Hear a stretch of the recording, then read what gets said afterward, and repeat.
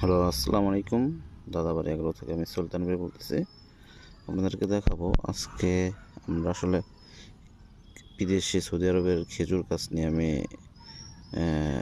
কাজ করতেছি। তাই এই খেজুর গাছ এই বীজগুলো সাধারণত পাইছি কীভাবে এবং সংরক্ষণ করছি কীভাবে আপনাদেরকে ডিটেল বলি। এটা হলো আমার আব্বা মা ওমরা করতে গেছিলো, সেই ওমরা থেকে খেজুর আনছিল আজওয়া এবং মরিয়ম। তাই ওই খেজুরের এইগুলো রেখে আমরা সেটাকে চারা করছি। এখন দেখি লাস্ট পর্যন্ত চারা থেকে আমরা গাছ বড় করে কিছু করতে পারি কিনা, সেই লক্ষ্যে কাজ করে যাচ্ছি। তাই আমরা সাধারণত 10-12টা গাছই করছি, অলরেডি 5টা গাছ রোপণ করছি এবং আরও কিছু গাছ আমাদের চলতেছে। এটা এই যে এরকম দেখেন, একটা কোটার মধ্যে মাটি এবং জৈব সার দিয়ে তারপরে আমরা গাছগুলো রোপণ করছি। এই যে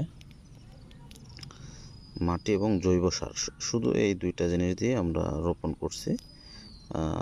3-4 দিন হয়েছে রোপণ করছি, তাতে গাছগুলো মনে হচ্ছে খুব সতেজ আছে এবং ভালো আছে। দেখেন, শুধু মাটি এবং জৈব সার এই দিয়ে রোপণ করছি।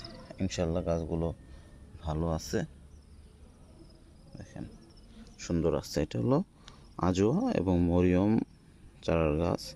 তাই আমাদের সাথে থাকুন, অবশ্যই আপনারা এই টাইপের গাছ কিভাবে করতে পারবেন এবং সেটা থেকে কিভাবে ফল পর্যন্ত দেখতে পারবেন ইনশাল্লাহ আমাদের সাথে থাকলে।